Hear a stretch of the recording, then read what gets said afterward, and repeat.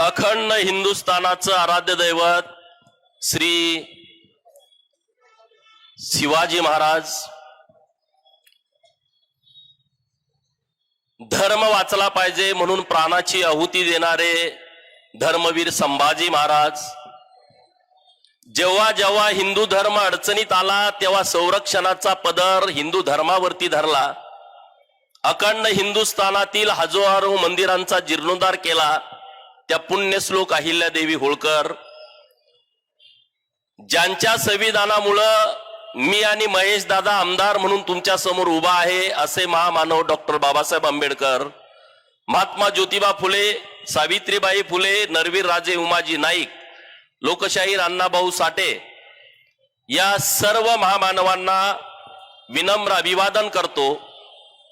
लोकशाहीमध्ये अत्यंत महत्वपूर्ण ज्याला महत्व आहे त्या निवडणुका आणि त्याही महानगरपालिकेच्या निवडणुका, पिंपरी चिंचवड महानगरपालिकेची निवडणूक 15 तारखेला होते आणि तुम्हा सर्वांना विनंती करण्यासाठी आलोय.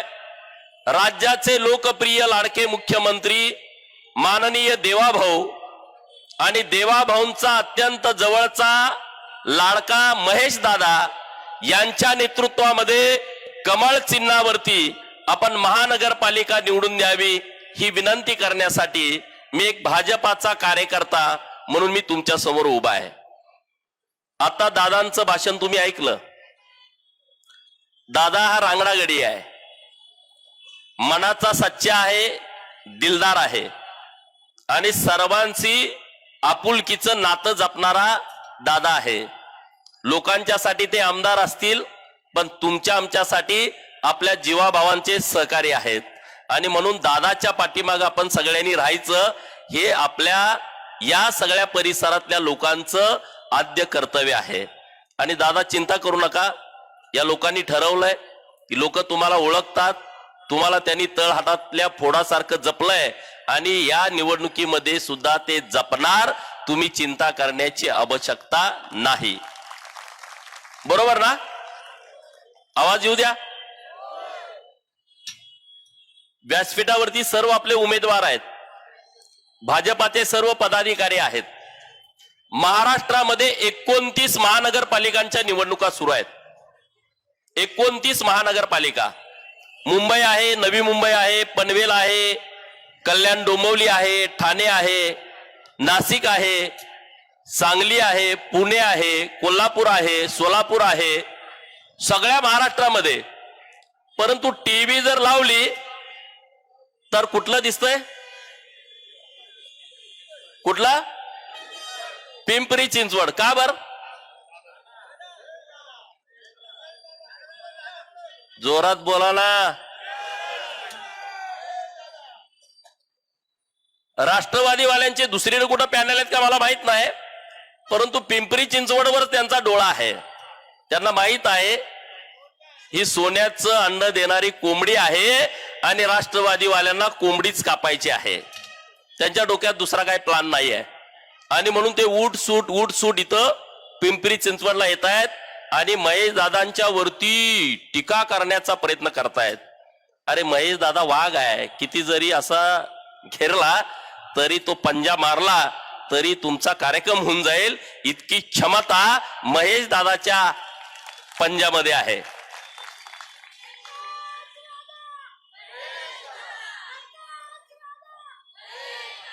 देवाभाऊंचं भाषण ऐकलं, तुम्ही ऐकलं असेल आजच्या सभेमधलं. मी मुंबईमधून येताना त्यांचं भाषण गाडीमध्ये ऐकलं. पिंपरी चिंचवड साठी देवाभाऊनी आणि महेश दादांनी जे केलाय ते गेल्या 40 वर्षामध्ये महाराष्ट्रामध्ये ज्यांनी राजकारण केलं त्यांना ते जमलेलं नाही आहे. त्यांनी आता उगच काहीतरी आम्ही पुण्यात हे करू, पिंपरी चिंचवडमध्ये ते करू अशा वल्गना करण्याची आवश्यकता नाही आहे. या महाराष्ट्राला देवाभाऊंसारखं दूरदृष्टीचं नेतृत्व मिळालं आहे. हे 24 कॅरेटचं सोनं आहे देवाभाऊ. हे देवाभाऊ हे नेतृत्व आपण सगळ्यांनी जपलं पाहिजे, तर आणि तरच या महाराष्ट्राचा सर्वांगीण विकास होणार आहे. या महाराष्ट्रामध्ये 40 शहरामध्ये 50% जनता राहते आहे. 28,000च्या वर ग्रामपंचायती महाराष्ट्रामध्ये आहेत. 28,000 ग्रामपंचायतच्या गावामध्ये जितकी लोक राहत आहेत तितकीच लोक हे 400 शहरात राहत आहेत आणि त्यातली 40% लोक ही 29 महानगरपालिकेच्या क्षेत्रामध्ये राहत आहेत. आणि म्हणून या महानगरपालिकेचं डेव्हलपमेंट व्हावं यासाठी नरेंद्र मोदी साहेब आणि देवाभाऊ हे रात्रीचा दिवस करतायत आणि शहर विकसित करण्यासाठी हजारो कोटी रुपयाचा निधी हा शहरांना देतायत. त्यातला काही हजारो कोटींचा निधी महेश दादांच्या नेतृत्वामध्ये आपल्या पिंपरी चिंचवड महानगरपालिकेच्या क्षेत्रामध्ये आलाय. दादांचं भाषण आता ऐकलं तुम्ही.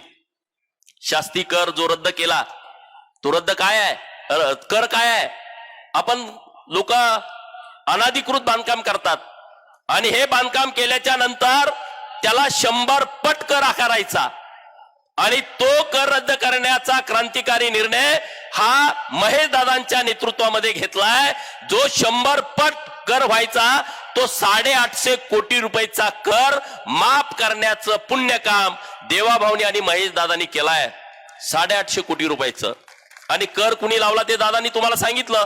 2012ला कर लावला. 2012ला पुण्याचं पालकमंत्री कोण होतं, या महाराष्ट्रामध्ये सरकार कुणाचं होतं हे तुम्हाला सर्वांना माहित आहे. रेड झोनच्या बाबतीमध्ये दादांचं सभागृहातलं मी संघर्ष बघतोय.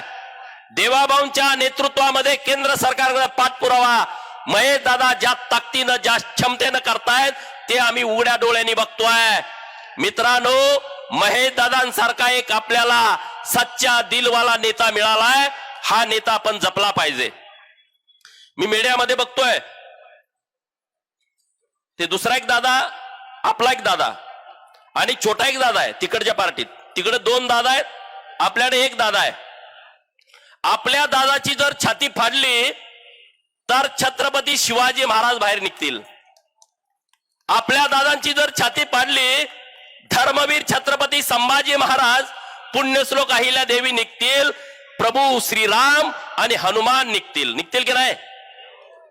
तिकडच्या दादाची जर छाती पाडली तर काय निघेल?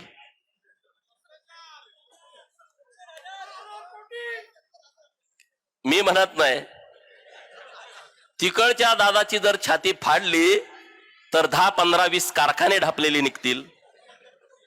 तिकडच्या दादाची जर छाती पाडली तर पिंपरी चिंचवड मधले आणि पुणे महानगरपालिकेतले अनेक सातबारे निघतील. तिकडच्या जर दादाची छाती फाडली तर अनेक भ्रष्टाचाराची प्रकरणं निघतील. दादातला सुद्धा फार मोठा फरक आहे आणि त्यामुळं या दादाच्या नादाला कुणी लागू नये. म्हणे आमच्या नादाला लागलं तर आम्ही बघून घ्या. मी आता 10 वर्ष तुमच्या नादाला लागलोय. माझं काय केलंय तुम्ही ते ह्या दादाचं कराल? हा,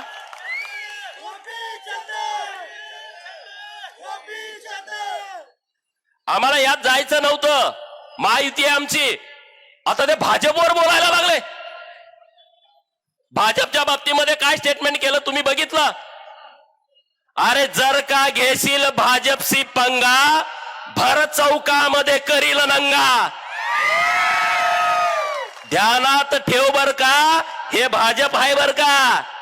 भाजपच्या नादाला लागू नका.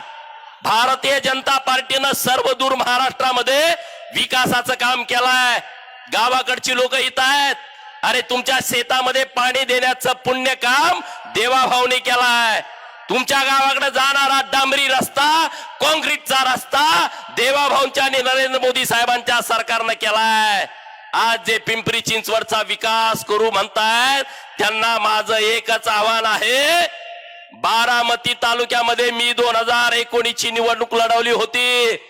सुपा, पळसी, मासाळवाडी, मोरगाव, अरे या गावाला पिण्याचं आणि शेतीचं पाणी नाही. 40 वर्ष तुम्ही महाराष्ट्राच्या राजकारणामध्ये आहे. तिथला टँकर तुम्हाला बंद करता आला नाही. देवाभाऊनी आता तो टँकर बंद केलाय. तुम्ही पिंपरी चिंचवडकडे इतक्या लांब कशासाठी येत आहे? काय इथं? अरे इथं आमचा नेता सक्षम आहे ना. महेश दादा रात्रंदिवस राबतो लोकांच्यासाठी, कार्यकर्त्यांच्यासाठी, जीवाभावाच्या कार्यकर्त्यांच्यासाठी भावासारखं प्रेम देतो. तो रोहित पवार सुद्धा दादा बोलायला लागला. अरे शेंबूड काढायचं कळतो का तुला? तू दादावरती बोलतो. महेश दादा काय सोन्याचा चमचा तोंडात घेऊन जन्माला आलेला आमदार नाही आहे. तो इथल्या मातीतल्या लोकांनी, महाराष्ट्रातल्या गावगाड्यातल्या इतर राहिलेल्या लोकांनी नेता तयार केलेला आहे. तो असा काय रेडीमेड नाही, घराणेशाहीतनं जन्माला आलेला नेता नाही महेश दादा. बाप गेला का पोरगा, पोरगा गेला का नातू, त्या प्रक्रियेतनं महेश दादा आमदार झालेला नाही. महेश दादा इथल्या लोकांच्या प्रेमावरती तयार झालेला नेता आहे. आणि या परिसराचं डेव्हलपमेंट होण्याच्या दृष्टिकोनातून जे जे काही करावं लागेल ते करण्याची ताकद महेश दादांच्या मध्ये आहे. देवाभाऊ मुख्यमंत्री झाल्याच्या नंतर महाराष्ट्रामध्ये काय बदल झालेत तुम्हाला आणि आम्हाला सगळ्यांना माहित आहेत. मुंबई मधली परिस्थिती तुम्ही बघताय. आज हे जे मेट्रो सिटी आहेत, या सगळ्या सिटीला डेव्हलपमेंट करायचं काम देवाभाऊनी केलेलं आहे. जेव्हा काँग्रेस आणि राष्ट्रवादीचा मुख्यमंत्री होता तेव्हा 11 वर्षामध्ये 13 किलोमीटर मेट्रोचं काम केलं होतं. किती? 11 वर्षामध्ये 13 किलोमीटर. आणि देवाभाऊ मुख्यमंत्री झाल्याच्या नंतर 10 वर्षामध्ये 475 किलोमीटर मेट्रोचं काम देवाभाऊंच्या नेतृत्वामध्ये झालंय. अरे पुण्यामध्ये जायचं धाडस होत नाही.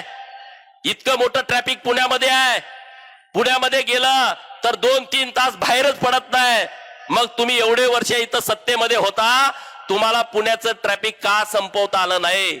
द्या उत्तर तुम्ही लोकांना. का नाही तुम्ही करू शकला? आता रिंग रोडचं काम देवाभाऊंच्या नेतृत्वामध्ये आता काम सुरू आहे. हे सगळं काम भारतीय जनता पार्टीचं नेतृत्व करताय.